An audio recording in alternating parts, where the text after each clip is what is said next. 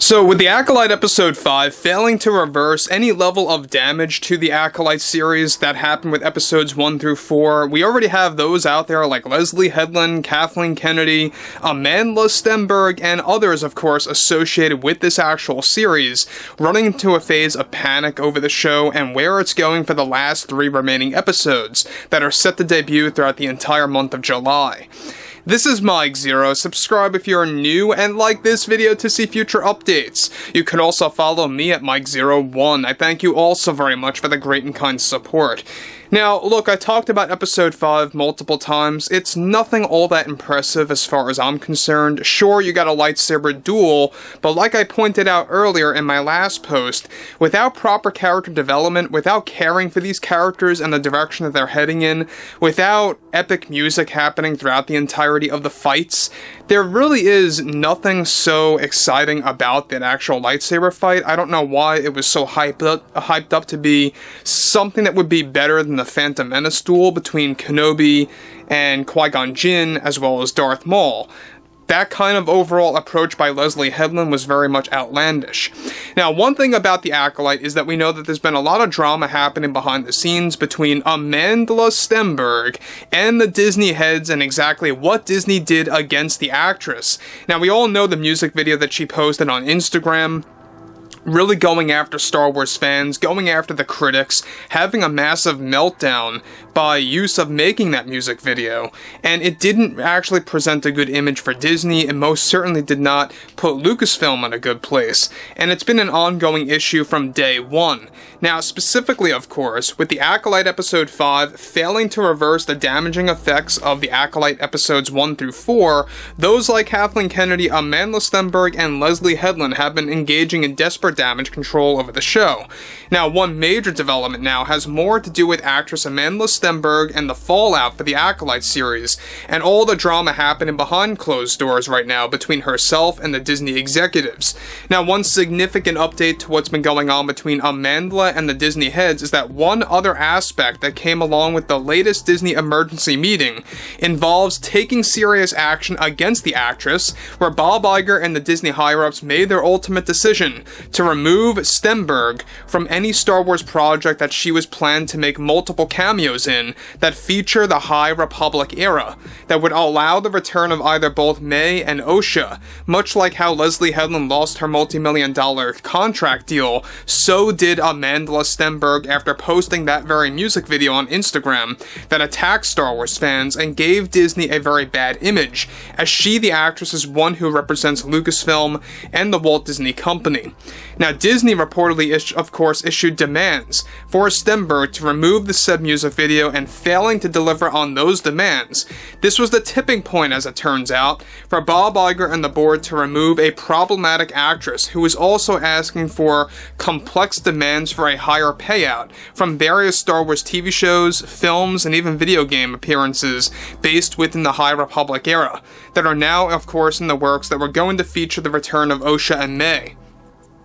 Now, the initial plan by Disney and Lucasfilm was to make Osha and May, get this, their version of the Skywalker twins, which obviously backfired and did not work out in the long run through poor acting and using Stenberg strictly as a DEI hire to promote their ongoing agenda.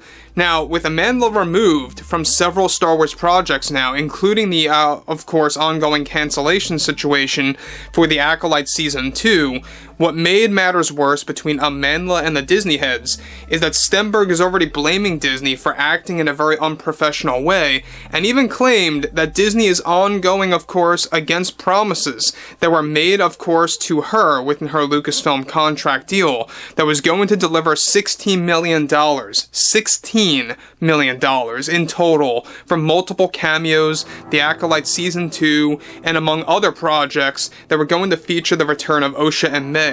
Now, on top of that, the 2 Acolyte spin-off shows serving as both a prequel and sequel to Season 1 of the Acolyte was going to pay, of course, Amandla roughly $8 million for starters, right then and there. Around $4 million per show that was planned to be 6 episodes each and labeled as limited series. Now, those are now no longer moving forward after the fallout with Amandla Stenberg and the ongoing Acolyte backlash as well, behind the scenes, as demands of her music video removal failed to deliver.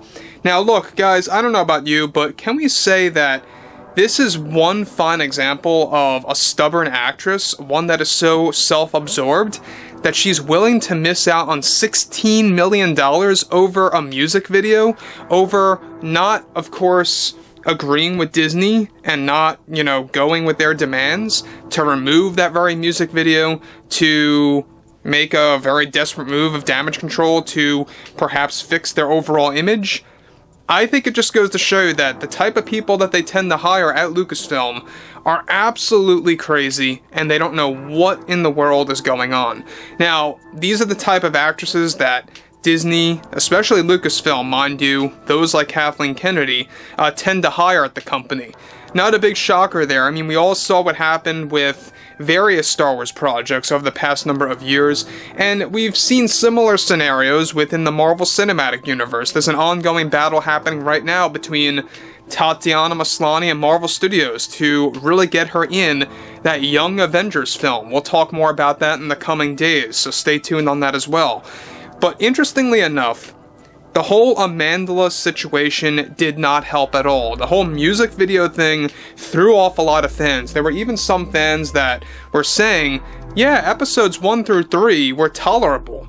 People even saying that episode 3 was tolerable were thrown off the show because of Amandla Stenberg's music video. That's how bad that situation really was, that really sparked even more backlash, even to people that accepted episode 3.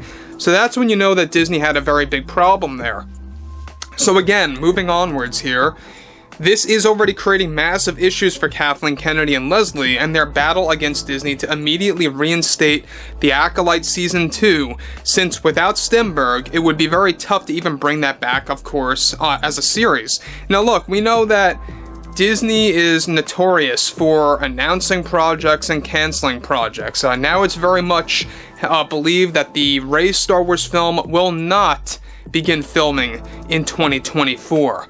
That would bump it up to 2027 as a release. This is exactly what I've been talking about for so very long now, that the Rey movie most likely would be delayed from its December of 2026 time slot to sometime in 2027.